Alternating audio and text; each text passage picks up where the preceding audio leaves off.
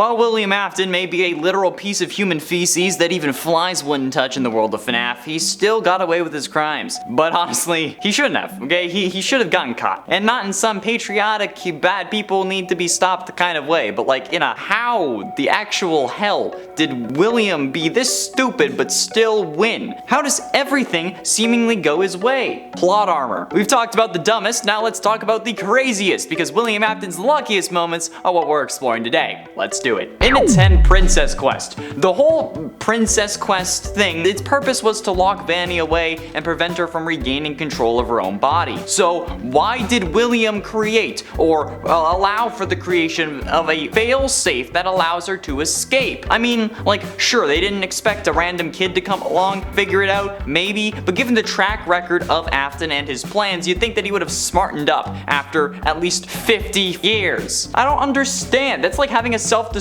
button on the bomb that you wanted to make sure nobody could stop. Or if Superman had like a kill me button, or just like had like a free kryptonite vending machine that he just put out in the middle of Metropolis. It's stupid. Like, if you want something to work, why give it a possible way to fail? One of the dumbest things that William has ever done, but he's also so goddamn lucky that it didn't backfire canonically. Seriously, what's the point behind having a way to undo your evil plans? This could just as reasonably actually been the canon ending to the game, even though we play as a kid the size of a 4-year-old. And the fact that it wasn't the canon ending, it's pure luck the way that that didn't happen, okay? Just like bury the third machine if you insist on doing this. In at 9, Vanessa. Possessing Vanessa itself was certainly one of the more messed up things that William did, okay? I mean, it kind of sounds weird, you know, and also extremely unrealistic. Like, this guy just pops up in your VR headset, then takes over your body after you collected 16 digital VHS tapes, or cassette tapes, I guess technically. But then after he takes over your body, you end up killing for him, okay? That's messed up. And like, not even kind of, that's incredibly messed up. But also, like, how? I mean, like, she knows what's going on too. She actively talks in hushed tones about how she can't talk to her therapist about it. But like, Afton got lucky with specifically was that Vanessa has no willpower to actually sacrifice for the greater good, okay? I mean, like, at this point, I feel like it's fairly safe to infer that Jeremy from FNAF AR didn't go crazy because he just saw Glitch Trap. I think it's fairly reasonable to say that he got possessed. At this point, Tape Girl hadn't broken up Glitch Trap into the tapes yet, and he was probably just able to possess whoever he wanted. So if Jeremy did get possessed, and the possession worked in a similar way to that it did to Vanessa, Jeremy would at times be sentient and in control of his own body. So if he knew about Glitch Trap, maybe he didn't cut his face off because he was freaking out. Maybe he did it to try to kill the monster that was inside him. In at 8, Springlock suits. The Springlock suits in general are also something that William and even Henry both got extremely lucky with. Like, while Henry may not have like designed the Springlock suits, he certainly let Afton create them and then allowed for their use in the restaurants despite them being incredibly dangerous to employees, only putting them out of commission when someone eventually got hurt and not actually being proactive because, you know, they are literal death machines. You make separate animatronics and then you have separate costumes, okay? That's the right move, that's the smart move, that's the safe move. But these so-called businessmen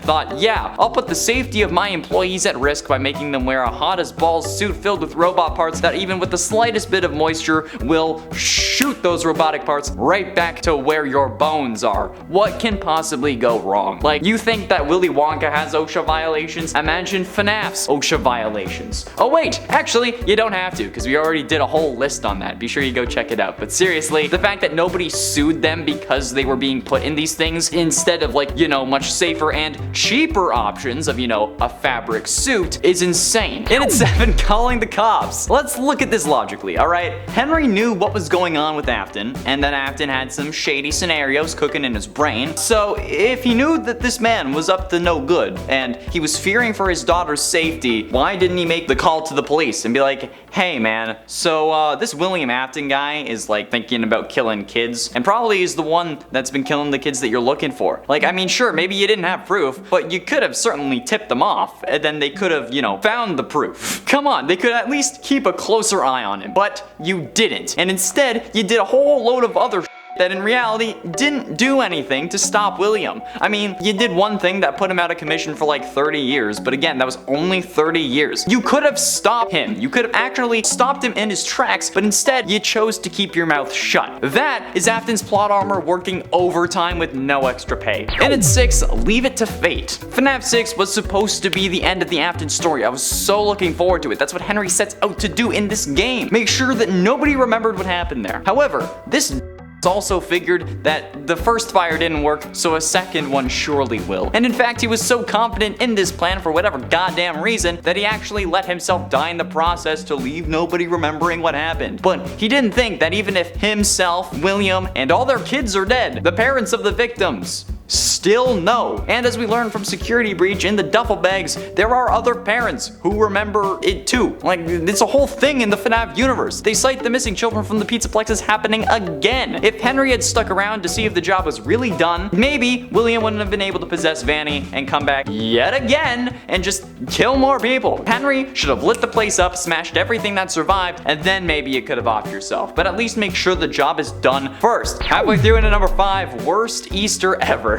Okay, from an in-universe perspective, in Security Breach, Vanny brought back seemingly this Earth's most prolific killer. But from a story perspective, it also kinda comes out of nowhere and feels forced. And in a game sense, he also just looks terrifying and then sends all the broken animatronics after us. And lore-wise, Afton's back again. However, he's also not entirely back this time, considering how this version actually seems to finally be dead, however only functional because maybe the coded version of Afton's consciousness is inside the animatronic. No matter what, this shouldn't have worked. He shouldn't have been able to have a sentient code form possessed Vanny, but then also be able to be present in his actual body. Like what? Unless this entire time after getting spring locked, his consciousness was instantly turned into a code, and that was then controlling the Springtrap suit. And in a way, I guess, would make sense. I mean, it would make a lot more sense than him being possessed by the spirit of his son. But from everything we've gotten, including Ultimate Custom Night and the man in room 1280, he was possessed, but to be kept alive so he could keep suffering, okay? Meaning that none of this should have worked. But it did, and it forsprung. So this absolute animatronic genius, the technician that made these suits, that handles the maintenance and has explained to every employee that has put on one of these things on like the proper procedure for the spring lock suits and making sure that it doesn't, you know, snap and then kill you, including the spring bodysuit that he uses to kill, ends up climbing inside the suit in a panic in an attempt to make himself feel more powerful. But somehow he's so smart that he didn't notice the leaking goddamn ceiling, which is already a health hazard, which you should have noticed beforehand. But then this also causes the spring locks that were active to snap shut, which would have killed him. However, this lucky mother hubber somehow managed to get possessed by someone who was so pissed at him that they kept him alive through all of his supposed to be deaths because they wanted William to suffer. Did they not realize how counterintuitive that is? The man literally wants to live forever, and you are enabling him to do so. Old Man Consequences is right. Leave the demon to his demons. Rest your own soul so that Afton could finally die and then actually suffer in hell for all of eternity, instead of a goddamn dream version that you made up when he was recharging underneath the Pizzaplex, or before he showed up in FNAF 6, or whenever you were goddamn torturing him with all this fake hell you made up. God damn it! Getting close to the end in number 3, first victim. They say that a killer's first victim is the most important, since it might indicate what really got them to start killing, or other psychological clues that they can use to predict his next moves. But in the case of William Afton, his first victim was the daughter of his longtime business partner Henry, which is hella messed up because she was 3 at the time. And while we may have talked about how Henry dropped the ball before, this was the year that Afton's life started going downhill in the worst of ways. Cause like he started killing off kids, and then he sticks with that MO throughout the rest of the criminal career. Then like he also loses his kids after that. But the fact that his first victim was someone who trusted him, who didn't really suspect him of anything, even though her father did, is something that I fear. But ultimately, in number 2, baby. This guy is actually the luckiest mother alive. This girl was killed by a robot her father made that was specifically designed to kill. She was then locked away in an underground storage unit where she was regularly shocked and tortured by scientists, technicians that William probably hired so that they could try and find out the answers to why she's possessed. She goes through all of this, is locked underground for like 45 years at least, and then goes on to try to make her father proud in FNAF 6. She literally says, quote, "I will make proud, daddy," while her father is literally in the building with her. Girl,